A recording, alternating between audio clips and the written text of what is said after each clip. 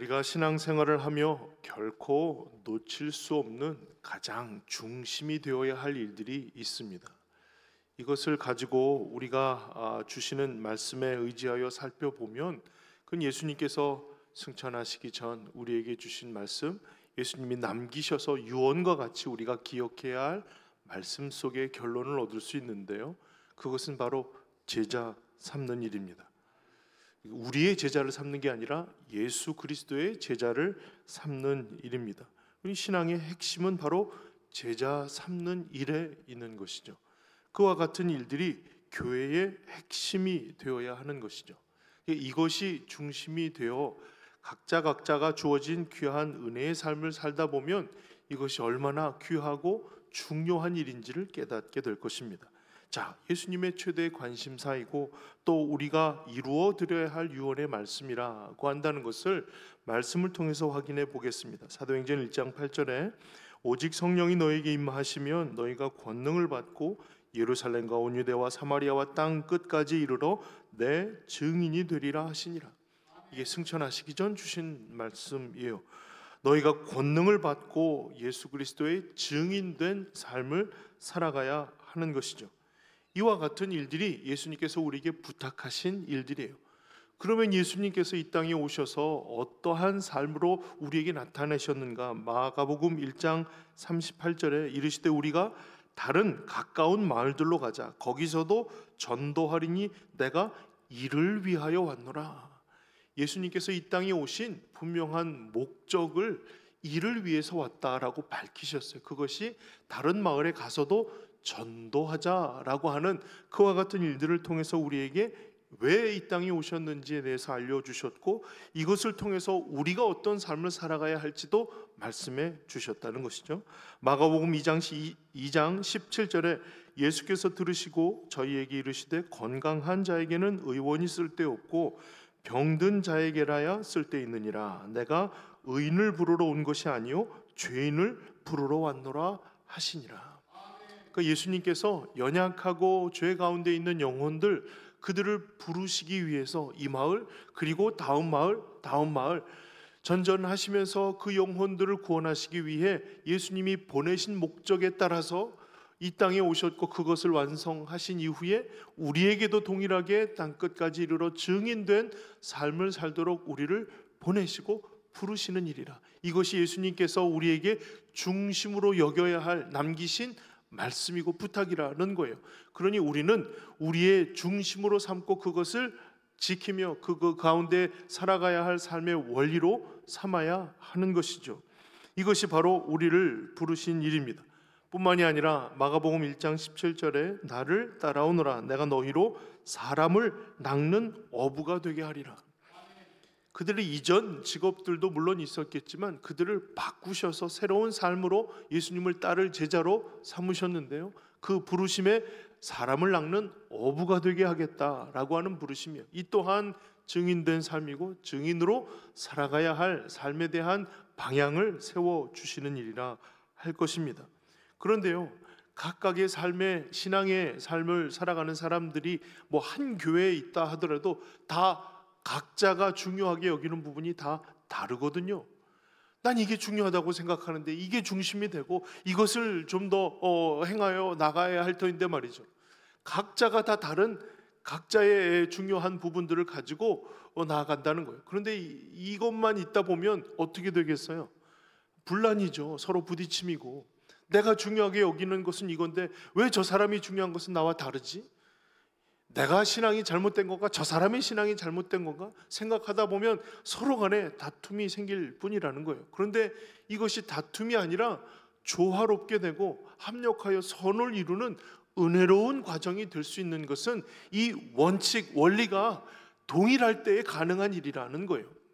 이것이 서로 출발점이 같을 때에 서로에게 다양한 부분들은 정말 풍요롭게 하고 함께 합력하여 선을 이루어가는 아름다운 관계, 아름다운 사역, 아름다운 그런 중요한 부분들이 이루어져가는 열매를 기대할 수 있게 되는 것이죠. 그러니까 이 부분이 빠져버리면, 이 핵심이 빠져버리면 다툼과 분열과 계속해서 서로에게 대해 정죄하는 일들만 남을 뿐이라고 하는 거예요. 그래서 교회는 이 중심을 결코 잃어버려서는 안 되는 아주 중요한 우리 가운데 새겨야 할 일들을 앞두고 있는 것입니다.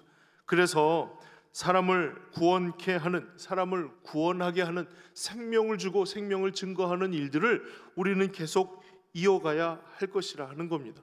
근데 생각해 보세요. 세상 어디에서 이런 생명의 이야기를 할 수 있습니까? 구원을 주고 생명을 얻게 하는 이야기를 교회가 아닌 어느 곳에서 할 수가 있겠는가 하는 것이죠. 세상에서는 이와 같은 이야기를 할 필요가 없고 할 수도 없습니다. 그럴 권한도 없고 그럴 수 있는 지식도 없는 거예요. 그런데 교회만이 이와 같은 일들을 행하고 이와 같은 일들을 알게 하고 이와 같은 일들 속에서 주어지는 생명을 확인할 길을 보여주는 곳이 바로 교회라는 것이죠. 사람을 변화시키고 온전한 하나님의 사람으로 만들어 놓을 수 있는 이 땅에 하나님의 나라가 이루어짐을 볼 수 있는 것이 바로 교회입니다. 이 교회 가운데 하나님의 역사가 잃어버려지지 않고 끝까지 이어져 갈 수 있게 되기를 주의 이름으로 축복합니다. 그렇다면 이 중심이 분명하다면 말이죠. 문제는 그럼 어떻게 하겠는가에 대한 문제일 거예요. 뭐가 우선되는가, 앞서거니 뒤서거니 여러 이야기들이 많고 무엇을 해야 하는가에 대한 강조점들이 다 다르겠지만 이 말씀을 통해서 우리들에게 분명하게 말씀하는 부분들을 따라서 우리가 그 순서와 속도를 맞춰보고자 하는 겁니다. 자, 이 말씀에 뭐라고 우리에게 말씀하고 있는가 하면 하늘과 땅의 모든 권세를 내게 주셨으니, 그러니까 예수 그리스도께서 우리와 함께 동행하시는 한 우리는 하늘과 땅의 모든 권세를 활용하는 일을, 그런 권세가 있는 놀라운 자리에 서게 되는 것이죠. 이와 같은 권세를 우리에게 말씀하신 주님이 뭐라 명령하시는가, 우리는 어떻게 이 제자하는 사역을 감당할 수 있는가. 그러므로 너희는 가서라는 거예요. 가서. 제일 먼저의 명령은 가서입니다. 우리가 가야 이루어질 수 있는 일이 있습니다. 가야 이루어지는 일이라고 하는 것은 가야 할 사람의 희생과 헌신을 뜻하는 것입니다. 예수님의 제자가 되는 것, 구원 얻은 주님의 사람이 되는 것은요, 자연스럽게 이루어지지 않아요. 우연히 이루어지지 않아요.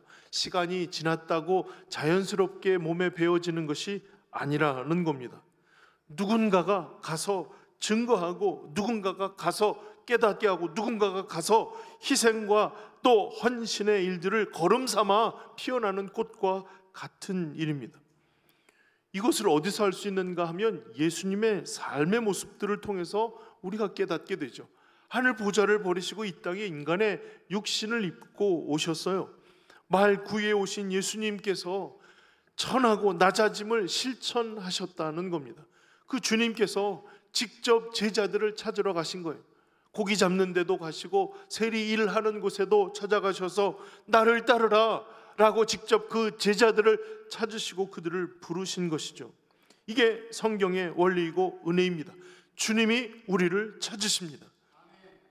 주님이 우리의 있는 곳, 우리가 처한 상황, 우리의 숨겨진 우리의 이름과 존재를 밝히시고 그들을 찾아내어 말씀하시고 부르시는 거예요. 이것이 예수님께서 제자들에게 나오셨던 일이죠. 가서라고 하는 것은 이와 같은 주님의 일을 따르는 겁니다. 또한 예수님이 무엇까지 어디까지 가셨는가? 십자가를 지셨잖아요. 목숨 버리시기까지 사랑하셨어요.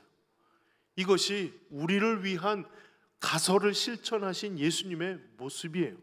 우리가 가서라고 할 때 가서를 어떻게 느껴야 되느냐, 어떻게 기억해야 되느냐, 예수님처럼 내려와서 포기하고 내려놓고 또 내가 희생하고 헌신하여 죽음에 이르기까지 나가야 할 길이라고 받아야 하는 거예요. 가서라는 말이 단순히 장소를 옮기는 것만 의미하는 것이 아니라 우리의 모든 삶의 목표와 계획들, 이 모든 것들을 맡겨드리고 내려가는 것을 의미하는 겁니다. 가야 합니다. 낮아져야 하고 수준으로 내려가 이해할 수 있도록 해야죠. 여기에는요, 우리의 물질과 시간과 또 우리의 건강과 또한 우리의 모든 자존심도 여기에 포함이 됩니다. 필요하다면 물질을 사용하는 것이고 시간이 필요하다면 시간을 내야 하는 일입니다. 중요한 것은 우리의 자존심이나 생각의 모든 부분들, 딱딱하고 온전치 못하였던 부분, 이 모든 일들이 다 내려놔짐을 경험해야 하는 겁니다. 여러분, 예수님이 정당함을 인정받기 위함이었다면 결코 예수님은 십자가 지지 않으셨을 거예요. 모든 것을 다 동원해서 그들의 입이 막힐 정도로 완벽한 논리를 가지고 그들의 마음을 중지시켰을 거예요. 그러나 그러지 않으셨어요. 하나님은 아들을 내어주셨고 십자가져 죽기까지 이 모든 일들을 계획하셨어요. 주님은 그 걸음을 결코 거부하지 아니하시고 묵묵히 그 십자가의 길을 걸어가신 겁니다. 이게 가서라고 하는 단어에 포함된 의미입니다. 사랑하는 성도 여러분, 이것이 결코 쉬운 걸음이 아니기에 우리는 가서라고 하는 이 일에 우리의 삶을 드리기를 위해 결단할 때 너무나도 중요하고 또 너무 무거운 결단을 내려야 할 것입니다. 오늘 이 결단이 되어지지 않으면 우리는 결코 가서가 실천이 되지 않는 일이 되겠죠. 사랑하는 성도 여러분, 오늘 그것을 가서 실천하기 위해 오늘 나를 부르시고 나에게 맡기신 귀한 영혼들을 향하여 어떠한 모습, 어떠한 마음, 어떠한 또 말들로 나가야 할지를 깨닫게 하시고 공급해 주시기를 사모하며 기도하는 시간들이 되기를 주의 이름으로 축원합니다. 1866년도 우리나라에는 참 많은 희생이 있었는데요, 그 중에 토마스라고 하는 선교사의 희생의 이야기가 있습니다. 민족을 구원하기 위한 목숨 내어놓는 희생을 감당한 사람의 이야기입니다.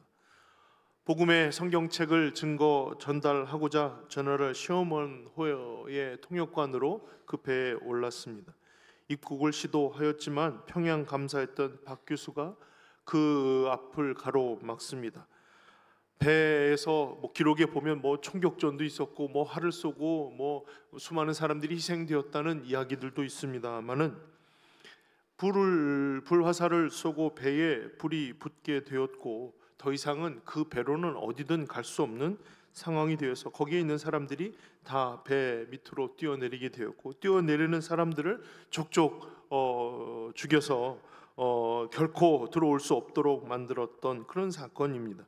그 중에 토마스 선교사도 있었고 그가 전하고 싶었던 그 성경책을 그 강에 다 던져 넣으면서 품에 안고 떨어져서 이제 자신의 목을 베고자 하는 이에게까지 그 성경을 내밀고 예수 예수 고백하면서 그로 하여금 예수 믿기를 위한 복음을 증거하고자 하였지만 그는 박춘권이라는 사람의 손에 목이 베어 죽임이 되었습니다.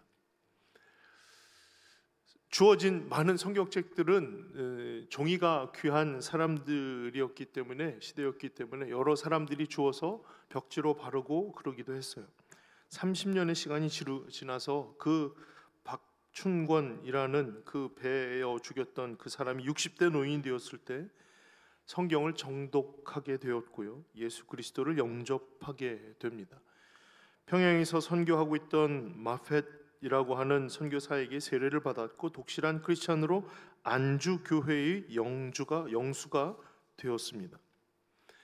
여러 성경책이 나뒹굴고 있는 혼잡한 상황 속에서 12살 먹은 최치량이라는 소년이 있었어요. 그가 뿌린 성경책 중에 몇 권을 주워 들고 있다가 한 권을 박영식이라는 사람에게 주었죠. 박영식이라는 사람이 그 성경을 한 장씩 보니까 이게 종이잖아요. 그거 뜯어가지고 벽지로 다 발라놓게 되었어요. 박영식이라는 그 사람의 집 터에 평양 최초의 교회인 널다리골 예배당이 생기게 되었고요, 나중에 평양 대부흥의 근원지였던 장대현 교회가 되었습니다. 박춘권의 조카 이영태는 박영식의 집에 들렸다가 벽에 발라진 성경을 읽고 감동하게 되죠. 그리스도를 영접하고 평양 숭실 전문학교를 졸업하고 후에 한국인 성서 번역위원회 한 사람으로 성경 번역에 큰 공헌을 하게 됩니다. 1893년부터 곳곳에 교회를 세운 이 마펫 선교사, 마포 삼열 선교사에 따르면 자신이 평양 일대 교회를 세울 때마다 많은 사람들이 몰려들었는데 그 많은 사람들 중에 일부가 토마스 선교사가 던진 성경을 읽고 교회를 찾은 사람들이었다고 합니다. 어떻게 보면 말 한마디 전할 수 없이 그냥 쉽게 사라져 버린 한 사람의 희생이 무슨 의미가 있을까 생각할 수도 있을 겁니다. 그 사람의 희생이 어떤 의미가 있는가, 거기서는 열매와 결실을 얻을 수 없었을지 모릅니다. 수십 년이 지난 이후에 그 널브러졌던 성경책을 벽지에 발랐든 읽어보았든 어떻게 됐든 간에 그 성경책을 통해서 하나님의 놀라운 역사가 이미 그들 가운데 일어나고 있다는 사실을 30년 후에 교회를 세우며 발견하게 된 마페 3년 선교사를 통해서 깨닫게 되었던, 그 상황들을 보게 되었던, 증언하게 되었던 역사가 우리나라의 역사입니다. 사랑하는 성도 여러분, 우리의 헌신에, 우리의 희생에 어떻게 응답하실까요? 우리가 그 열매를 얻고 결실들을 깨달을 수 있을까요? 그러지 못할 수도 있습니다. 그러나 하나님은 하나님의 일들 속에 반드시 열매를 거두실 것입니다. 하나님께서 선택한 귀한 영혼이 결코 그 가운데서 복음을 듣지 못하고 사라지지 아니하도록 누군가를 통해서, 어떠한 방식을 통해서든 그들로 하여금 주의 귀한 말씀에 복음을 듣게 하실 것이라 하는 겁니다. 역사가 그것을 증거했습니다. 이 일을 통해서 오늘 우리는 이런 헌신, 이런 희생을 결단하며 나아가야 하는 것이죠. 비록 보이지 않고 비록 아무 의미 없어 보이는 일들이라 할지라도 우리는 그것을 통해서 하나님의 복음이 증거되는 일들을 마음에 분명한 확신을 가지고 나가야 하는 겁니다. 사랑하는 성도 여러분, 이게 무슨 의미가 있을까요? 이게 어떤 의미가 있죠? 이 종이가 무슨 변화가 되고 어떤 놀라운 일들을 행하는 기적이 될까요? 우리는 알 수가 없어요. 그러나 이 일을 통해서 분명한 것은 하나님께서 만나게 하시는, 하나님께서 보게 하시는, 하나님께서 경험하게 하시는 하나님의 일들이 반드시 이것을 증거하는 중에 일어나게 될 것이라 하는 겁니다. 이것을 확신하고 신뢰함으로 나아가는 일이에요. 하나님께서 하늘과 땅의 모든 권세를 이 일을 통해서 사용하고자 하신다면 말이죠, 주님이 우리와 동행하심으로 이 모든 권세가 우리가 희생하고 헌신하는 일들 속에 일어나게 될 것이라는 겁니다. 그것을 발견하고 경험할 수 있는 은혜를 경험하게 될 것이라는 거예요. 사랑하는 성도 여러분, 이 일을 주님이 우리에게 말씀하시고 나아가게 하실 때에는 일에 합당한 영혼이 준비되어 있을 것을 확신하는 믿음이 아니고서는 우리는 그 한 걸음을 걸어가기가 어려울 겁니다. 이거 읽어주는 일들 속에 무슨 일이 일어날까, 많은 의심 속에서 그냥 이 순간만 보내고 그냥 하라고 했으니 순종했어요 라고 하는 것으로만 마무리될 수 있겠지만 말이죠, 사랑하는 성도 여러분, 순종하는 그 걸음 속에 분명 하나님께서 예비하신 은혜와 결실이 있음을 기억하고 믿음으로 순종하며 나아가시기를, 들고 나가시기를 주님의 이름으로 부탁을 드립니다. 그리고 두 번째는요, 제자를, 세례를 주어 제자를 삼아야 하는 거예요. 세례를 베풀라라고 하시는 말씀을 듣잖아요. 세례를 베풀라 하는 것은 세례의 예식을 행하라 라고 하는 의미와 조금은 더 나아간 의미가 있어요. 물론 처음부터 예식화되지는 않았겠지만 지금이야 물론 예식을 드리겠지만 말이죠, 세례를 베풀라 라고 하는 것은 세례의 의미가 그에게 임하는 것을 보라, 경험하라 라고 하는 거예요. 세례가 뭔가요? 세례가 뭐죠? 죄 씻음이에요. 죄 씻음. 죄 씻음. 여러분, 죄가 씻겨지지 않으면 어떻게 돼요? 죽는 거예요. 죽는 모습 그대로예요. 멸망한 모습 그대로예요. 이미 죄로 인해서 죽었던 상태 그대로라는 거예요. 그런데 죄 씻음이 선포되는 거예요. 예수 그리스도께서 그를 위하여 죽으셨고 너는 살았어 라는 것을 선포하고 선언하는 일들이 바로 세례를 베푸는 일이에요. 이게 사람이 할 수 있는 일이에요? 당신은 살았어요, 생명이 있어요 라고 하는 것을 선포하는 권한이 우리에게 있냐고요? 그렇지 않아요. 이건 하늘과 땅의 모든 권세를 가지신 예수 그리스도께서 그 권한을 사용하도록 우리를 이끄시는 현장이 바로 세례를 베푸는 현장이에요. 그러니 죽었던 영혼이 살아나고 생명을 얻고 나를 구원하신 구세주 예수 그리스도를 내 안에 영접하는 일들, 이것은 단지 사람이 설득으로 이뤄낼 수 있는 일들이 아니라는 거예요. 하늘과 땅의 모든 권세가 동원이 되어 그 영혼이 하나님의 생명의 영혼임을 확인하게 해주는 일, 그 일을 행하라는 거예요.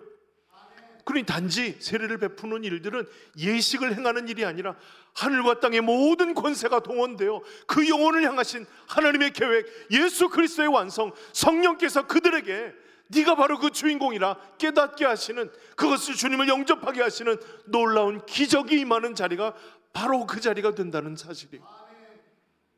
그러니 그 의미를 가지고 가서 세례를 베푸는 일들은 하늘과 땅의 모든 권세가 그 가운데 임하는 일들을 경험하는 일들이기에, 사랑하는 성도 여러분, 이 과정은 결코 우리의 의지로 일어날 수 없는 일이에요. 내가 죽음에서 예수 그리스도를 영접함으로 새 생명을 얻은 생명의 사람이 되었어요, 고백할 수 있는 것은 바로 그를 통해 역사하고자 하시는 삼위의 하나님이 행하신 놀라운 큰 권세를 발현하는 그와 같은 일을 시행하는 일이에요. 그러니 사랑하는 성도 여러분, 순종함으로 나아갈 때 역사가 일어날 수 있어요. 하나님께서 하늘과 땅의 모든 권세를 가지신 주님이 오늘도 우리와 함께 하셔서 하나님의 권세를 행할 수 있도록 은혜를 주시고 기회를 베풀어 주실 때 결코 우리의 생각이나 마음으로 주저하지 않으시기를 주님의 이름으로 부탁을 드립니다. 그리고 나서 말씀을 가르쳐 지키게 하는 일들이 오늘 우리가 생각할 수 있는 일들입니다. 말씀을 가르쳐 지키게 하는 일들, 이와 같은 일들이 우리에게 중요한 이유는 내가 내게 분부한 모든 것을 가르쳐 지키게 하라라고 하는 말씀이잖아요. 말씀의 원리입니다. 말씀을 가르치고 지키게 하는 일들이에요. 성장하기 위해 음식이 필요하고 영적인 성장을 위해서 하나님의 말씀이 필수적입니다.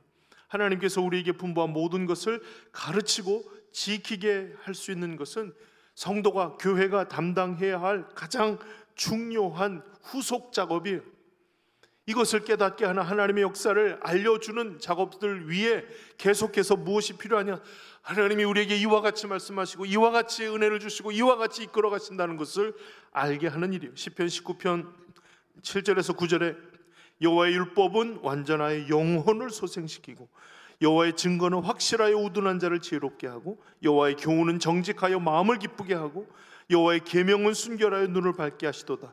여호와를 경외하는 도는 정결하여 영원까지 이루고 여호와의 법도 진실하여 다 의로우니 금 곧 많은 순금보다 더 사모할 것이며 꿀과 송이꿀보다 더 달도다.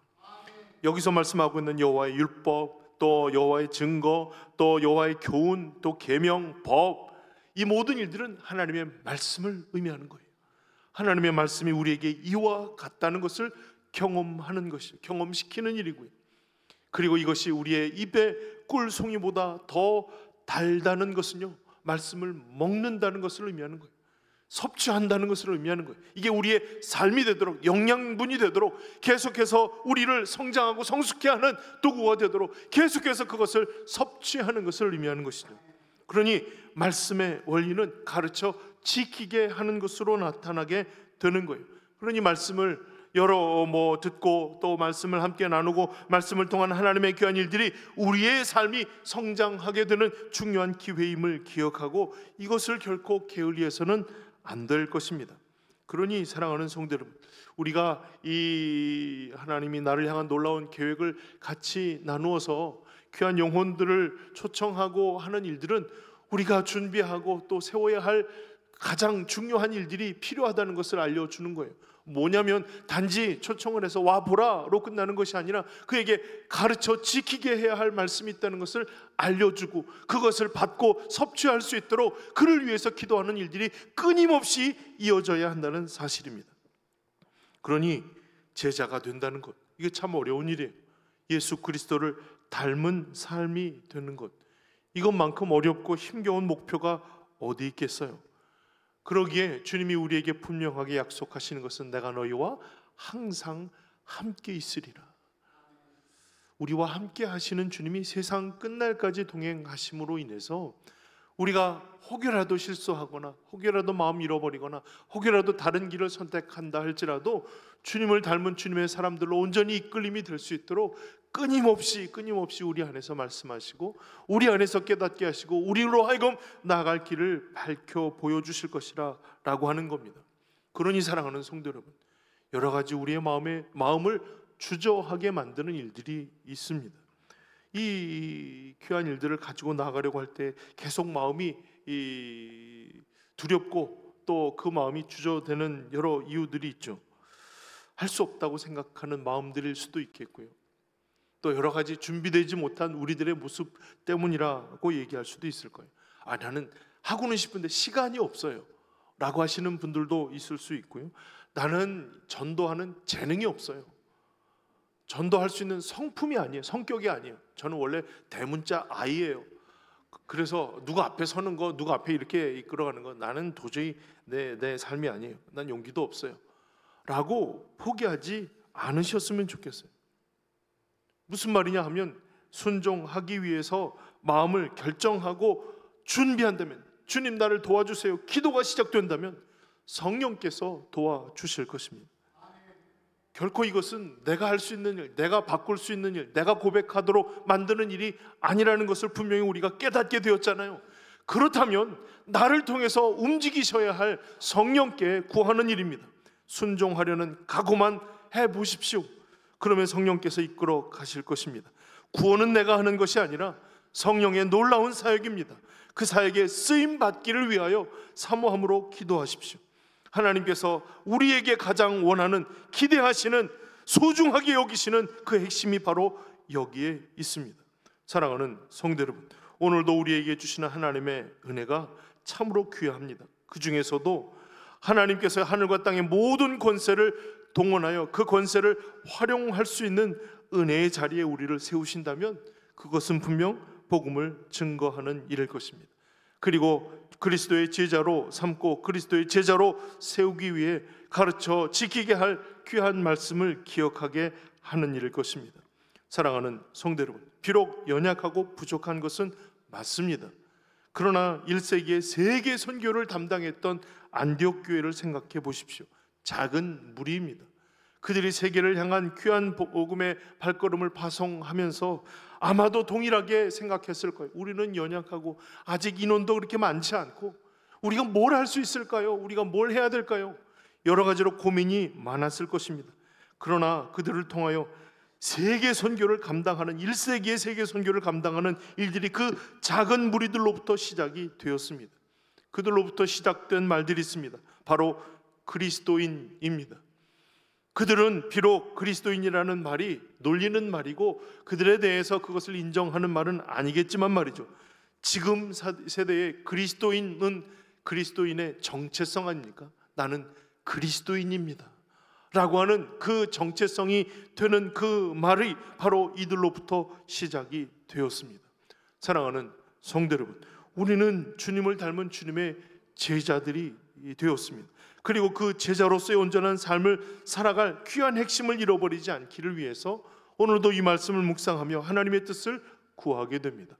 하나님은 오늘도 우리를 보내시기를 원하시고 우리를 통하여 또한 제자가 탄생하는 일들을 기대하십니다.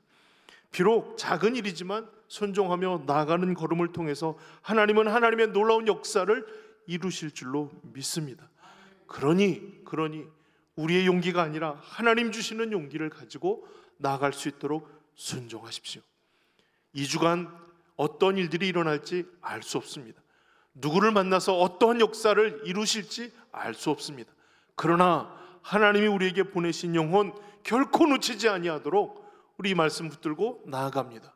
비록 짧은 시간에 간단한 일들이지만 하나님께서 그에게 복음의 씨앗을 심고 자라서 열매 맺도록 이끌어 주실 줄로 믿는 믿음으로 순종하시기를, 그 귀한 역할들을 감당하시는 주님의 사람들이 되시기를 주의 이름으로 축원합니다.